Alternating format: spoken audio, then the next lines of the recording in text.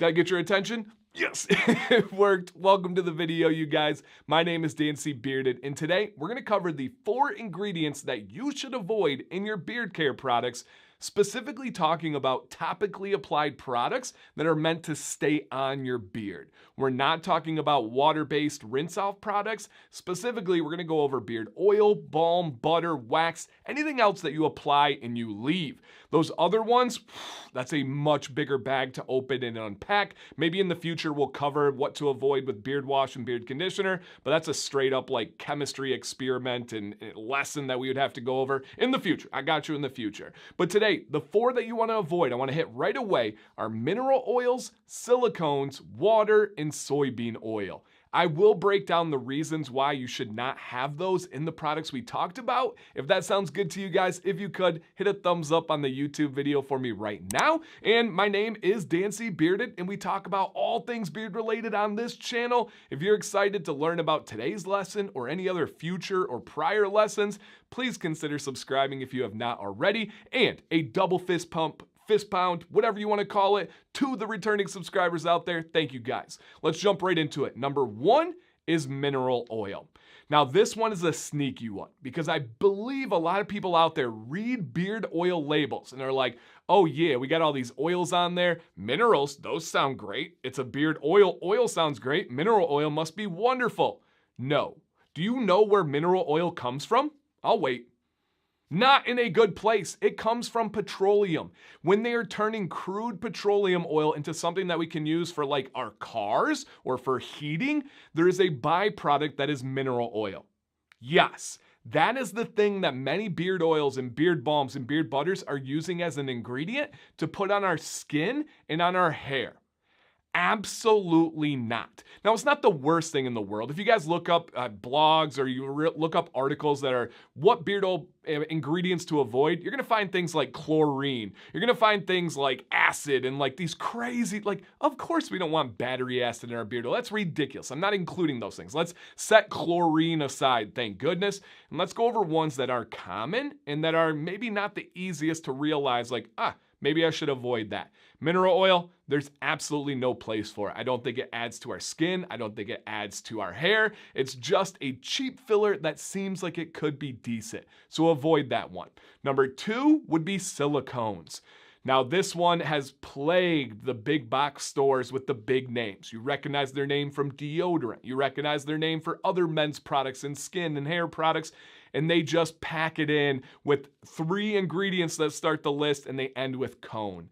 We don't want that. What silicone's gonna do is it's gonna coat the hairs in an unnatural way and make it seem shiny, make it seem like it's healthy and like it's vibrant, and all it's doing is suffocating the beard and not allowing it to go through its natural process of detoxing and breathing and doing all these healthy things.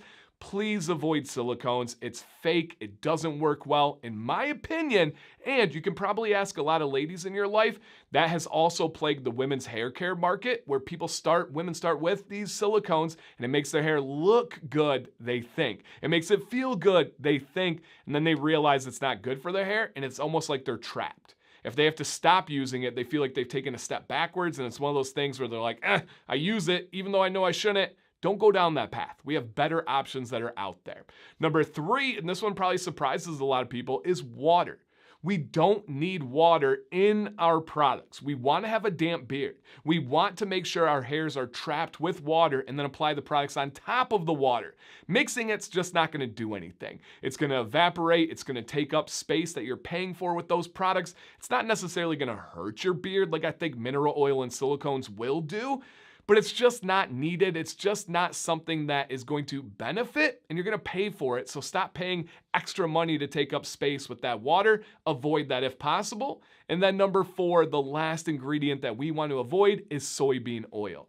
Again, this is another sneaky one. People see oil. They see soybeans, right? That's got to be great. No. I do not believe soybean oil has any place on a man's beard. I could go into details about estrogen and all the stuff that I don't know for a fact, so I'm not going to, but I know people will comment about that. I know there's articles out there. I just don't know enough to speak on that. I can speak on the benefits for hair and skin or the lack thereof. Now, I don't think soybean oil is the worst thing in the world. I would rather have that than mineral oil. I would rather have that than chlorine, right? But I don't think it's good. I don't think it benefits the skin or the hair. And if I have a beard oil bottle, I want everything in that bottle to be beneficial for my skin and hair because I'm paying for it. I'm gonna be using it. It should be something that's good. We can replace that cheap soybean oil with something that for a fact will benefit everybody's skin and hair. So why have it in there? To me, that's just the sign of a cheap company, and the way they do anything is the way they do everything. Just something to remember out there. So those are the 4 main ingredients, the 4 most common ingredients that I want you to avoid when it comes to beard oil, beard balm, beard butter, beard wax, or anything else that stays on our beard. Now, are there any other ones out there that you guys are wondering about that you think everybody should? Right? There's some smaller ones that some people, small portions, have adverse reactions to or they don't like. For example, grapeseed oil. I love grapeseed oil. I don't have a problem with it. It's on the shorter end of shelf life, depends on the sourcing, some quality, some not. But there are some people that with grapeseed oil, their beard feels like kind of crunchy at the end, right? That one is an issue. Another one could be any version of coconut oil. There are some guys out there when coconut oil mixes with their skin, their DNA, their natural sebum oil, their pheromones, it gives off an unpleasant odor.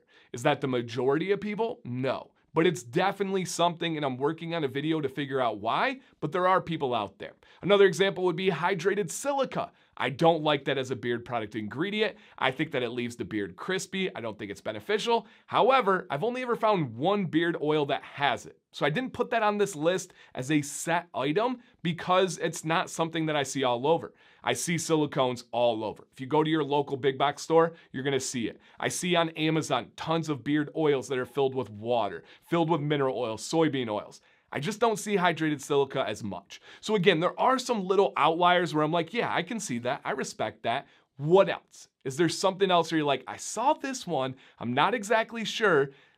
Let me know. I would love to answer that. I would love to hear your thoughts, hear your questions. Write them down below in the comments, hit enter, and I promise I will get back to you guys. So I hope this video helped you guys out. A lot of people ask me this. A lot of people want to have like a rule book of what to avoid and what is good. This will hopefully be that source for you guys.